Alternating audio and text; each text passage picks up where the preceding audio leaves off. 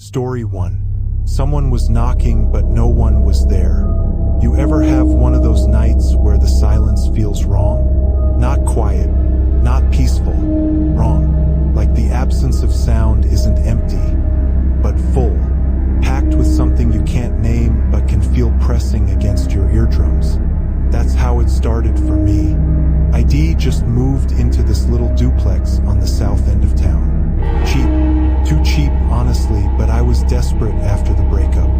Leah had kept the house, the one we painted together, the one where we'd argued about curtains and agreed on a dog we never got. I took my clothes, my books, and a mattress that smelled like her shampoo for 3 more weeks before it faded.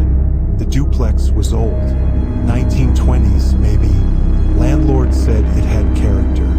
I said it had drafty windows and a furnace that clicked like a metronome gone mad. But it was mine, just mine. That first week, I slept badly. You expect that, right? New place, old ghosts of a relationship. But by night 10, ID settled into a routine. Microwave burrito, 2 beers, mindless scrolling until my eyes burned, then sleep. Night 11 is when the knocking started. It was 2:47 a.m. I know the time because I checked my phone, heart already thudding. Knock, knock, knock. 3 slow, deliberate raps. Not on the front door, on the wall. The shared wall, the neighbor's side. I froze, listened. Nothing. Probably just them, I thought. Late night, dropped something. But the knock came again. Knock, knock. Different rhythm this time. Almost questioning. I pressed my palm against the cold plaster. Hello? Silence. The kind that swallows sound whole. Then, from my side of the wall, my kitchen, which was directly opposite, a knock answered. Knock, knock. Clear as glass. From empty space, I was looking right at the spot. No one there. I laughed. A nervous, brittle sound. Old pipes, I said aloud, because saying things aloud makes them real, and real things can't hurt you. Except old pipes don't knock in patterns. Old pipes don't pause, then knock again when you call out. I didn't sleep that night. Sat on the edge of my mattress, phone in hand, watching the wall like it might blink. Didn't. Morning came slow and gray, and I told myself it was nothing. Just settling. Just imagination. Just a brain still bruised from being left. But the next night, the knocking came again. This time, 3 different places. The living room window frame, the bathroom door, and once softly, gently, right under my bed. I got on my hands and knees, peered into the dark space. Dust bunnies, an old penny, nothing breathing back at me. Who's there? My voice cracked. A knock, 1 knock, directly above my head, on the mattress where I'd been lying. I scrambled back so fast I hit my head on the nightstand. Blood, just a trickle, but I felt it hot on my eyebrow, and somehow that made everything worse because pain is real. Pain means you're awake. I called my friend Marcus the next day, tried to make it sound funny. Dude, I think my duplex is haunted. Marcus laughed. Probably raccoons in the walls. Or rats. Remember that studio I had on 4th? Sounded like a whole family of ghosts tap dancing. Turned out to be squirrels. Squirrels don't knock in a pattern. They might. Smart little bastards. I wanted to believe him. I really did. But that night, night 13, the knocking changed. It wasn't on the wall anymore, or the floor, or the ceiling. It was on the front door, and when I crept to the peephole, heart jammed in my throat, I saw the porch, empty, the welcome mat ID never bought, the dying azalea bush, the street lamp flickering. No one, but the knocking kept coming, steady, insistent, almost angry now. Thump, thump, thump. I unlocked the door. I don't know why. Maybe because silence is worse than anything you can see. Maybe because I needed to prove to myself that I wasn't afraid of shadows.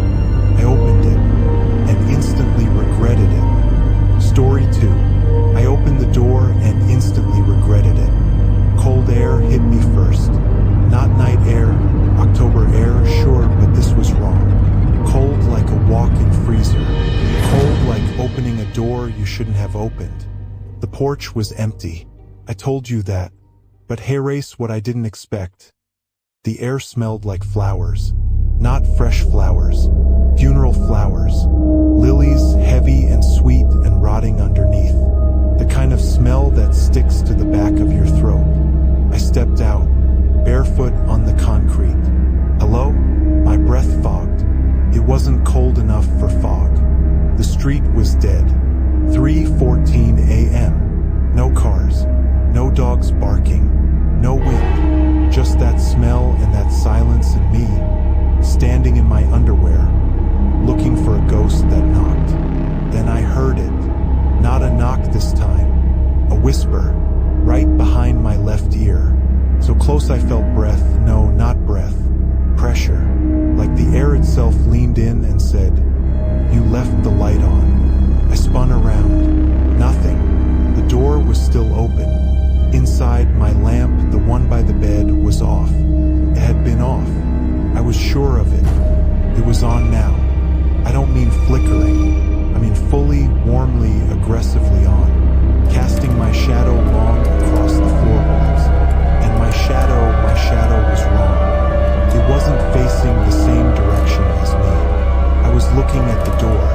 My shadow was facing the wall, arms slightly raised, like it was bracing for something. I ran inside, slammed the door, locked it, deadbolted, wedged a chair under the knob. Stupid. A chair won't stop a person. But what was coming wasn't a person. I stood in the middle of the living room, shaking. The lamp was still on. I hadn't turned it on. I hadn't. "That's enough," I said. "I'm calling the cops." But my phone was on the nightstand, and between me and the nightstand was the hallway, dark, long, and at the end of it my bedroom door, closed. I hadn't closed it. I took a step. The floor creaked. Another step. The air got colder. By the time I reached the hallway entrance, I could see my breath again. Steady little puffs, like a train trying to start. Knock, from inside my bedroom. Knock, knock, from inside my closet. I didn't move, couldn't. My body forgot how. My brain was screaming run, but my legs were made of concrete and fear. The bedroom door started to open. Not flung, not slammed. Opened slowly, deliberately, like someone on the other side was learning how hinges work for the first time. An inch, 2 inches, a pale sliver of darkness. I saw nothing, just the dark. But the dark was moving, shrieking. Not smoke, not shadow, something in between. Something that had weight but no form, presence but no edges. It pooled out of the doorway like spilled ink, across the floor, up the wall, not fast, patient, like it had all the time in the world. I finally moved, backed into the kitchen, grabbed the biggest knife from the block, a bread knife, serrated, ridiculous, held it out in front of me like that would do anything against a thing that didn't have a throat to cut.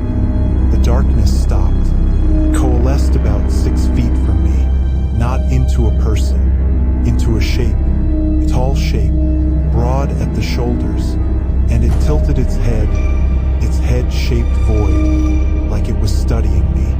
Then it spoke, not from the air this time, from inside my own head, a voice that wasn't a voice, a thought that wasn't mine. "You promised." My voice broke. "What? You promised you'd come back." I don't have a lot of memories from my childhood, not because anything bad happened, just the opposite. It was so normal it blurred together. But something about those words, "You promised you'd come back," dragged a memory up from somewhere dark, somewhere ID locked away. I was 6 years old. My grandmother's house, the big one with the screened porch and the piano no one played. ID been playing in the backyard, near the tree-line. There was a well, covered with rotting boards, and ID heard something. A voice, small, scared. "Hello?" ID leaned over the boards, peered into the dark. Something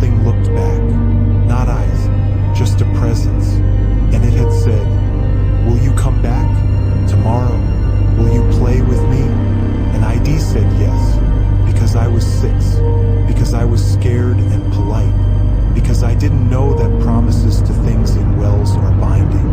I never went back. We moved away 3 months later. I forgot, buried it under school and friendships and Leah and life. Until now, the shape took a step toward me. The floor didn't creak. You left me in the dark. For 27 years. I was a kid, I whispered. I didn't know.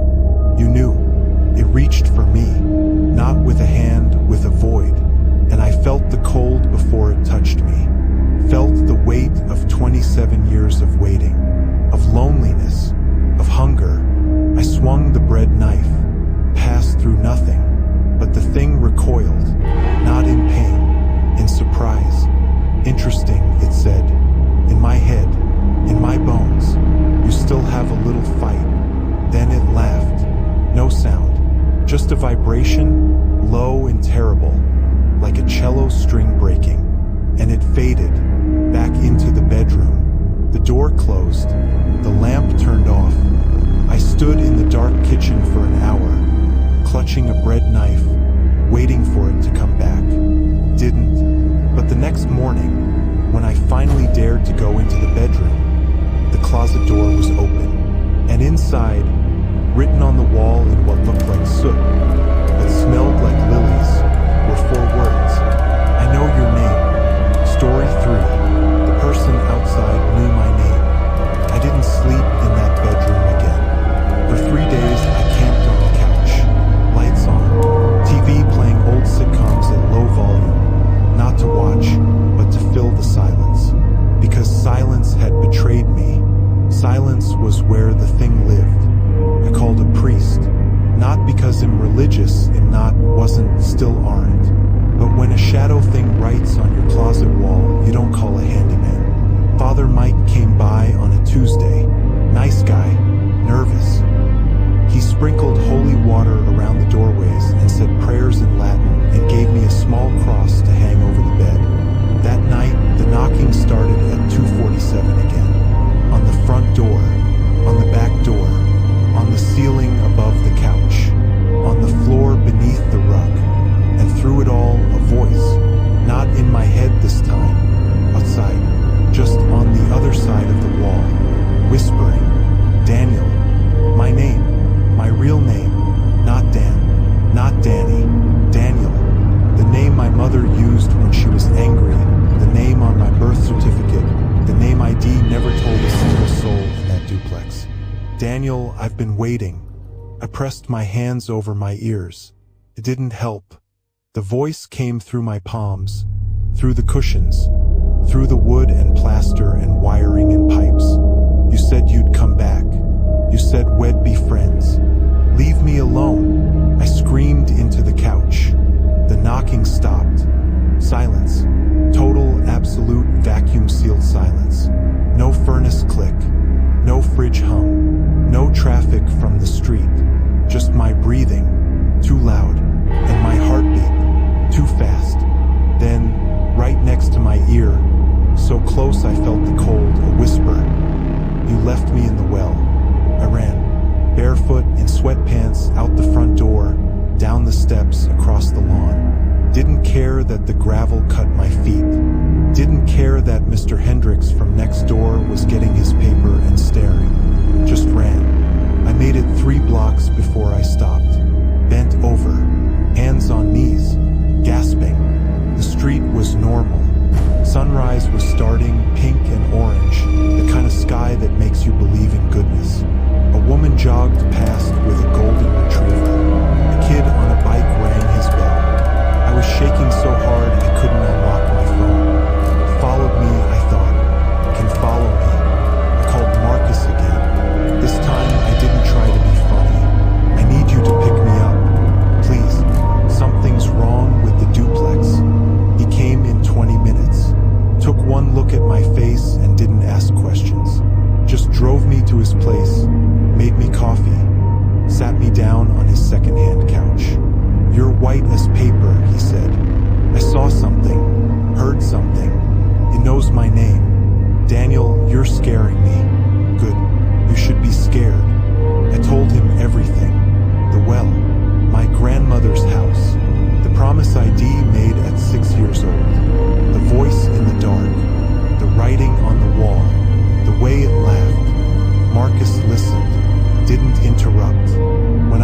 finished, he was quiet for a long time. Okay, he said finally. Okay, so we go back to your grandma's house, the well. We figure out what you promised. Maybe we can, I don't know, unpromise it. You think that works? I think doing nothing definitely doesn't work. So we went 3 hours north to the town I hadn't visited since I was 12. The house was still there, bigger than I remembered, but shabbier. The screened porch had collapsed.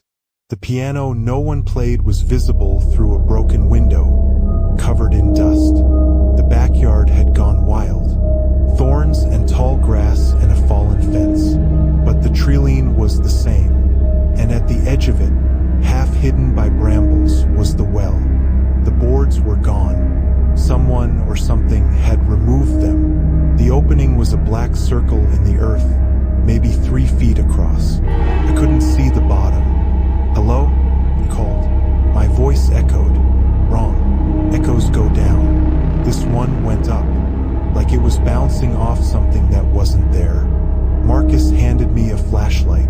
I shined it into the well. About 15 feet down, the light stopped. Not hit the bottom, stopped. As if the darkness down there was solid. As if it was looking back.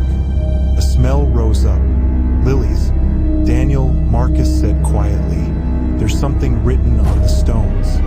I looked around the inner rim of the well, in letters that seemed to be made of moss and shadow, and something older than both were words.